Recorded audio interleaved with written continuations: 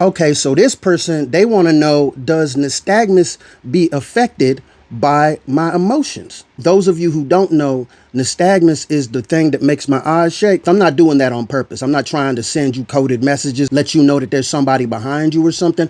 That's not what's going on. This is an involuntary action that pretty much everybody with albinism has, but you don't have to have albinism to get it. Also, we are not the contagious. If you touch me, you're not gonna get it. So far, a lot of people don't want to touch me, so I don't know. Is it affected by my mood? I don't think so. I do not believe that I am a living mood ring. I don't think that that's what's going on. Also, I don't know, because like I can't really see my own eyes. I don't know if you knew that or not. This is a good question though. I know it does get affected if I'm like reading for a long period. Reading hurts because I got to read word by word because my eyes is shaking. I'm not looking at like a constant earthquake. That's not what's going on. But it is hard to focus on smaller things. So if I'm reading a book, I got to focus word for word. So that focus takes energy. So my eyes get tired. So I don't like to be doing that like that. You know what it does do though? It makes me hate doctors, because every single time I go to the doctor's office, the hospital, regardless, they always ask me if I do meth or cocaine. Now I'm not saying every time as a hyperbolic statement. That's not what I'm doing, okay? The last time I was at the doctor, it happened 3 times with 3 separate people. And that was recently when I had food poisoning and it was coming out of both ends. You know what I'm saying? Y'all are doctors. Y'all supposed to know what this shit is. If you don't, just ask me. Your eyes look shaky. What's going on? You good? You all right? The last doctor actually said to me, he was like, hey, I just got to ask this. Have you done any meth or cocaine recently? And I was like, no. And then he was like, but like no judgment though, like on my part, but like for real, you ain't done none of that. Nah, bruh. Stop asking me if I do drugs and shit. Just know what an albino is. Why I got to explain what I am to everybody? Do you know how irritating that is? And half the people I explain it to still don't believe me. Fuck you, okay? I've gotten off topic and I apologize for that. This is not meant towards you, dog. You just asked a regular ass question. To answer your question though, is my nystagmus affected by my emotions? I don't know. But I do know one thing though. If you stare into my eyes for long enough, you'll go ahead and pass the fuck out.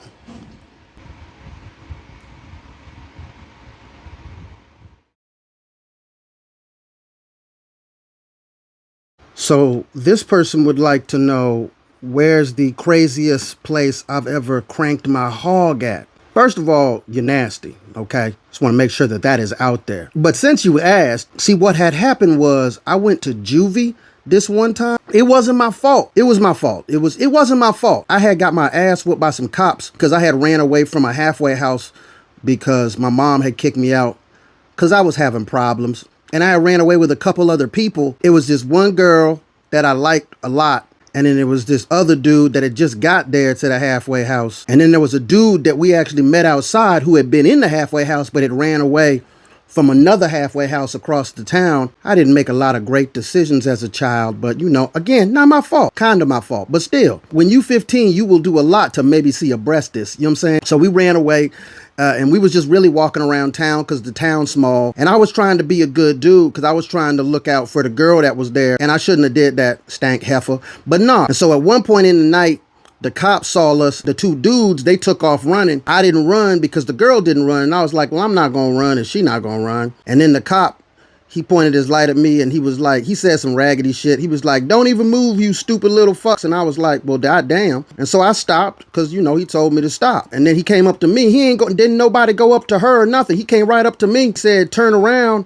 And then when I went to turn around, he back body dropped me on the goddamn ground on my head. And I was like, fam, I wasn't even doing nothing. You told me to stop and I stopped. And then he had his flashlight up. I hit motherfuckers like you. Like he was gonna hit me with that flashlight. And I was looking up on the ground, hands behind my back, like, you for real gonna hit me? I ain't even do nothing. He put me in the car and he was gonna drive me to juvie. He closed the door on me and he was like, oh, by the way, you're under arrest. He never read me my rights, by the way. Why are they fucking acting like this? And all I did was run away. He back body dropped me. This ain't even right, dog. It's in the middle of the night, so I go to a holding cell, and the other 3 people that they caught, They sitting there laughing at me in the holding cell. I should have let whatever was gonna happen to this whole ass bitch just happen. Stank heifer. That's what I get for trying to be a good dude. I wasn't trying to be a good dude. I was just sad and I wanted to see her breasties. But still, my heart was in the wrong right place. You know what I'm saying? So anyway, it's like 3 in the morning, and then they're like, "Oh, you're going to juvie." I'm like, "For what?" And they're like, "Assault on a police officer." How the hell he gonna back body drop me, threaten to hit me with the flashlight, and then say I swung at him? That dude was old. If I'd have swung at him, I'd have connected. I ain't that damn blind anyway. So I'm like, this is obviously stupid. And I ain't never been to juvie before, and I'm scared. They take me to juvie, and when he got me out the car, I was like, how you just gonna lie on my... And then he slammed me into the car one time, and that hurts. It hurts real bad to get slammed in the car when your hands are behind your back and you can't brace yourself. And I had to brace myself with my face. They put me in this little room and it was like change into these clothes. My head was bleeding because he smacked it on the thing. And I'm thinking this whole time, oh, so they're going to give me something for my head. They never gave me shit for my head. My head stayed bloody. And then I was changing into the clothes and they just opened up the curtain. And I was like, what y'all doing? We need to watch you do it. And I was like, why you need to watch me change? How the hell I'm gonna have something on me to sneak in? Y'all just wanted to see an albino dick. That's what it was. We got into a little argument and I was naked. I'm butt ass naked bleeding. What you really gonna do? I don't care no more, goddammit. All cause I wanted to see a breastis. They take me into the room and they like, oh, well, we don't got no more room, so we just gonna put you in this room. And it was the suicide room. There was nothing. There wasn't no bed, it wasn't no cot, it wasn't no pillow. It was just a grate in the floor, and that was it. I ain't never been in juvie before. I don't know what I'm supposed to do, but I was scared. And you know, sometimes when you scared, crank one out. Tried to get it rock solid and, you know, I tried to crank one out because of the fear, you know what I'm saying? I was still bleeding. The blood was coming down my head and I don't know about y'all, but I can only wink one of my eyes. I can only wink this eye. I can't wink this eye. I just got to blink. You know, I was sweating because I'm like, I'm trying to get it out. Blood came down and it trickled and got in my eye. Since I can't wink this eye, I had to shut them. So I'm dry yanking it with my eyes closed into this little grate. And then, you know, I finished up. It wasn't a good yank. It was not a good session. It was just a necessary one. And then, you know, I just curled up on the floor and went to sleep. In the morning, I realized that there was a camera in the suicide room that I ain't had seen. They never mentioned that there was probably somebody watching me hunching one out. The rest of my stay in juvie was interesting. I was there for a month because I pleaded innocent because I didn't swing on dude. But they still kept me in there because they wanted me to change it to guilty because he's a cop or whatever. They could have told me that there was a camera in there, is all I'm trying to say.